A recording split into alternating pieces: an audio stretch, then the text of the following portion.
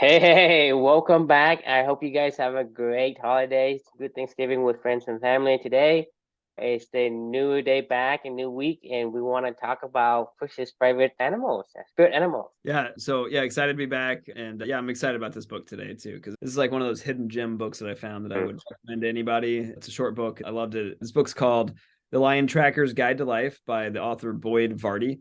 The book's about Boyd, who's a lion tracker, and he's also a life coach. So he grew up in the South African bush. He grew up on a safari kind of place. So he spent a lot of time out in the African bush and tracking animals and being with the trackers. And he finds a lot of similarities in life to tracking as to the quest that you're on in your own life. And he draws Right. the parallels between the two of being a life coach and also being a tracker and how to track your own life kind of thing. And, the ingredients for living a meaningful life. It's a great book. I really enjoyed it. I'll go ahead and share the reflection now. So this particular reflection title is I don't know where I'm going, but I know how I'll get there. This is actually a quote that I think that you and I have said many, many times along this journey. And this is kind of the inspiration of it for me. This is one of those ideas that is stuck in my head and will never leave, to be honest with you. Like I say this all the time, and it actually makes a ton of sense in my head these days. So what do I mean by that? This particular book, I found this book, I feel like, at the perfect time in my life. As you know, and as anybody else that's followed along this journey knows, as of right now today, it's been almost 2.5 years since my daughter passed away. Right. And as of this writing and finishing this book, it was about 6 months ago. So it was another like 2 years ago. It was about 2 years into that process at that point in time. And the day after, we came home from the hospital on April 22nd of 2020 when Amelia passed away. My wife and I, we had just gone through a lot, and our family had just gone through a lot, and we had just lost our daughter and left her at the hospital after she had passed away after like 4 or 5 days of really traumatic surgery complications that ultimately took Hmm. her life. She passed away around 5 a.m. and we left the hospital. I feel like we got home around like 7:30. We hadn't slept on days, and we had just watched my daughter take her last breaths in my wife's arms. We were just devastated, and we walked into the house, and I just don't think we had anything left in us. I remember just falling into our bed, both my wife and I don't know, we woke up like just passed out, like just from exhaustion. And I feel like we woke up sometime around like 1 o'clock or something like that afternoon. And I just remember when I woke up, like I couldn't I couldn't think of anything. My brain was just wiped. Like I had no thought in my head at all. I mean, and I don't even know how to describe that. It just like I was just staring at a wall. And after a couple hours of this, my wife and I were both just sitting there. I don't know what she was thinking about, but I know what I was thinking about. And it was literally nothing. Like my whole entire brain had been wiped or something like that. Eventually, I snapped out of it a little bit after she had passed, a few hours after she had passed away. And the only thing that got me out of that was the thought of Amelia. And it was the thought of how much she fought and how much she endured. Like the singular thought of what would Amelia do is all I could think about. Like I was like, that's it. Like she wouldn't give up, she wouldn't quit, she would endure. And I just watched her live an incredibly short but a meaning purpose filled life. And she taught me so much, and I knew that I owed it to her to get out of bed. And I was like, this is what Amelia would do. That moment was the moment that this year magical learning journey started. I forced myself to go read something, to go do anything, to go write a little bit in my journal to her, and to try to do best I much as I could to help my wife on that particular day and get out and take a walk. And yeah, from that moment on, I've spent the better part of the past, after reading this book, like what I've realized was like that was the first track that I got from Hmm. Amelia. That was the value of endure at that point in time. And that was she left it there for me to say, like, hey, go, we don't know where we're going, but just follow this track. We'll get through it. I spent the better part of the past 2 years just following Amelia's tracks. That's what I do with her every single day. That is living for two for me. It's like I feel like I just continue to chase her around, and she leaves me a nice little value somewhere, and I go find it, explore it, Hmm. and Hmm. spend time together. And then I keep chasing her. And as you know, like lions have always been like this spiritual animal for me. I've always, it's always been something really near and dear to my heart. Like cover of my book is the mural from her nursery, little lions all together. And her code name in the NICU was Lion. And her first stuffed animal, the little lion from the safari of the head of neonatology at Riley Hospital for Children. He posted safari photos all over the hospital, and right across from her bed was she was in the lion room. She was just a lion. She was always a lion. I always thought of myself as a lion, but really, actually, these days, I actually think I'm a lion tracker, and I'm just chasing her around. You And could be a lion and be a lion tracker as well. that's fair. I don't think I'm a lion anymore. I think Amelia is the lion. She always was the lion. That doesn't mean that I don't love them. That doesn't mean I don't think they're my Well, spirit animal. I still think you're a lion. because it's a lion family. You can't be not a lion and have a lion daughter. that's fair. But yeah, the reason why this title is so relevant for me is I don't know where we're going, but I know how I'll get there. I just keep following Amelia's tracks, and spending time with her and finding more values along the way. And, we'll get where we get to. I really have no idea where we're going, but I definitely know how I'm going to get there. I'm just going to keep following Amelia as long as I possibly can. And that's living for two for me. And I've never been happier. So that's the Lion Tracker's Guide to Life and my reflection from this one. The question is, are you keeping your eyes open for your first track, and what is that, So I'd love to get your thoughts. Right. I think this is such a powerful concept. We know we're on the right track. So this concept is not really new in terms of this book because we look back at the first book that we've read, right? The Alchemist. So what did the Alchemist say? Look for the omens. So the thing is, if I ask you today, okay, you don't know where you're going, but I'm asking you, do you think that you're on the right track? Yeah, 100%. I mean, exactly. So that's what we know. We don't know what the future holds for us, but we know that the next thing we come across, we know these data point collects. And it makes more sense as more footprint is being collected, being tracked. So that's what I'm saying is you and I both know, right, that we'll get there because we are on the right track, right? Because we know that, hey, this feels right. So the only thing we need to know is what's my next right thing that I need to do. Right. As long as you collect that, you don't know where the track gonna lead you, but you know you're on the right track. It just you know in your heart, you know in your head, right? You are on the right track. It feels right to you. Whether, like I said, back we saying it, you're a beaver, you have the dam, you're an eagle, you get a sword, whatever it is that you do, it feels right. And so to me, this is such a powerful concept just because that most people get confused about, okay, I don't know the future and I don't, have no idea what's going to come.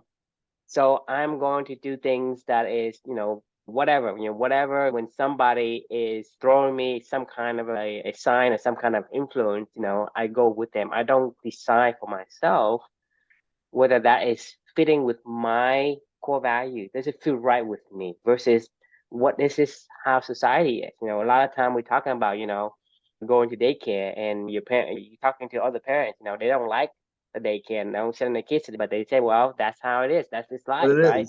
And that's the problem is you have these.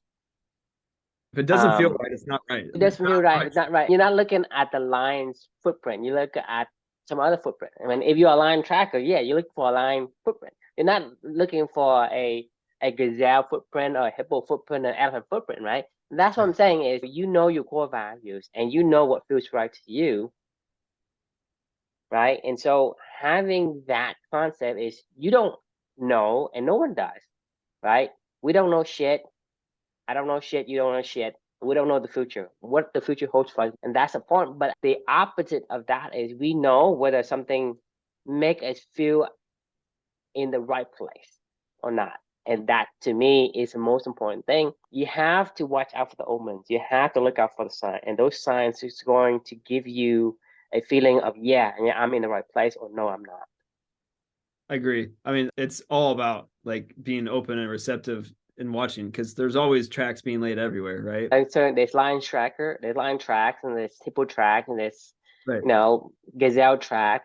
What you're tracking has to resonate with what you value, right? Because you can say, hey, I can pick up endure, right, from your daughter, and your daughter leaves you this endure footprint, and you pick it up, or you can go and pick up somebody else and hey, this is grit or rice grind and repeat or eating the frog or whatever. Which one is the right omen for you? And so that's what I'm saying. It's important for us to know, do we feel right about this or we don't? And in order for you to understand and feel the right feeling, you need to know what is the footprint. You have to know what a lion footprint looks like. Right? Because well, that's what the author says in the book. He talks about if you don't know where to begin to track a lion, just look for any first track and begin. For me, like I like when Amelia left her first track for me, I could have sat around for I had every right to sit around and wallow in misery for as long as I damn well wanted to. I just lost my firstborn child, you know. But the thing is, you got to start somewhere, right? And when you see it, you see it. You got to be open to these things. Like you were just talking about daycare. We went to this grandparents' day on Wednesday last Mm-hmm. week, Thanksgiving, and it was such a good community of people. The daycare is called the Little Lion Daycare.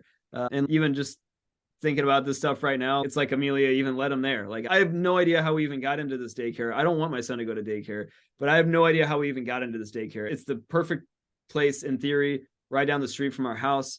It's at a Catholic grade school, great community of people. It just opened up and now has a massive waiting list, but we happen to know the right people and was able to get him into this tiny little daycare for us. So Amelia's trying to tell me it's going to be okay. Like, he's going to be fine. She's watching over him. You know, I know it's really Mm-hmm. sucks and I don't really want him there. And I know there's other ways that we could do this stuff. Like you were saying, like it didn't feel natural for the first couple of weeks and I was fighting it, but like, you know, once again, you got to be open to the, you know, open to the, listen to the omens, right? You know, Right. and we started this with the alchemist at the beginning, and you only catch tracks when you're focused, right? Like when you're locked in, when you're on the trail and you're looking for Mm-hmm. the trail. I mean, you got to Right. be looking for the omens. You got looking for the track and the footprint, the sign, whatever it is that you're looking for. You have to be open and receptive of the sign, because if Right. you just blocks it out, I mean, it doesn't matter if it's under right, right under your nose, you still won't know it. I mean, you don't see what you're not looking for. And so if you're looking for a sign, I mean, there's signs everywhere. And that's the thing is, having the ability to know that whatever sign you get makes sense to you.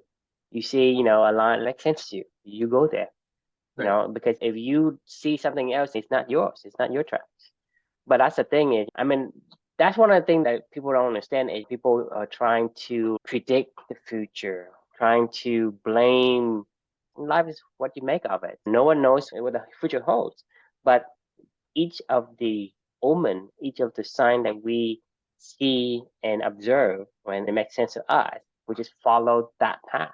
And that path will lead you to where you need to be. Like you say, you don't know, I don't know where I'm going, but I know how I can get there. Just follow the track and I will be where I needed to be. Right. Exactly. Yeah. And for me, like it's changed everything. Like as I said, I've told you this and I've told anybody this these days. Like I don't set goals anymore. Like I don't mean that in like a, you know, it's wrong to set goals or something like that. I just don't know where I'm going. Like I don't know what goal I would even set at this point in time. The only goal that I set is to try to spend as much time and following my daughter's tracks. Mm-hmm. And we'll get to where we're going. And I don't know where the fuck that is. And that's okay. I just know that if I'm And with that's the her, I'm point. No one right. Right. knows where you're supposed to end up, right? Because I can't even believe that we're where we are right now. Like, you know, where you and I are talking to each other, like the company that I work for now and what I'm doing every single day. I just got off a really meaningful conversation with one of my employees right before this, it like I have no idea how I got here. Like, and that's okay. Like I don't need to know. Like we're just keep going, and keep having these conversations with you every night and keep reading more and more books and keep writing more and more reflections and keep learning, doing stuff with my daughter, and we'll see where we get, yeah, And just find the next clue. And that's, if you collect the first clue, the first footprint, right? Then you collect the second one. How does it make you feel? Like you're saying, you just had a great conversation with one of your employee. It feels good. You know you did the right thing. right, That's my point. Whether or not you're on the right track, you don't know where the track gonna lead you to. Whatever the destination is, you don't know, and no one does. right. But you know, and you feel, and you think you're on the right track. I mean, those are your guides. It guides you to say, okay, am I on this particular track? And is it the right track? I mean, it's the right track for me. Only I can tell. Versus, somebody else is on their own track. No 100%. one, no Yeah. one knows the future. No one knows the future at all. But we do know whether something that we have, like right now, we have these data points, these footprints. Does this footprint resonate with you or it doesn't? That's all you can do. Stay focused on that and you'll take it step by step, bird by bird, like track by Bird by track. It's the same thing over and over and over again. And it matters. Don't look up. Just keep looking down at the ground and finding the next track and you'll be all right. I wanted to finish this with saying Your Magical Learning book cover is going to be me tracking my tiny little lioness through the African bush. When we're done with Yeah, this is going to be the book cover. But yeah, it sounds really good. I really like that. Just it represents what we have been doing in the past year and a half or 2 years. We are Yeah. basically tracking. You and I have no idea where this is going to lead, but we know that we feel right Right. when we are reading books and talking about our lessons we've learned, and we are growing, and we're just tracking this lioness that went before us and Right. just giving us track, and we just follow her. And to me, it feels right to me. It feels like I'm on the right track. I think I'm on the right track. And so that's all that matters to me. I don't really know what the future is going to hold, and that doesn't matter to me. 100%. So unfortunately, we have to have an abbreviated one today because of other things going on. But that was a great conversation. Thanks for tuning in. And a question we can leave for you all is: are you keeping your eyes open for your first track? And if so, let us know what it is. And we'd love to learn more about it. Thanks Yeah. for joining us, and we will see you all tomorrow. See you tomorrow. Good night.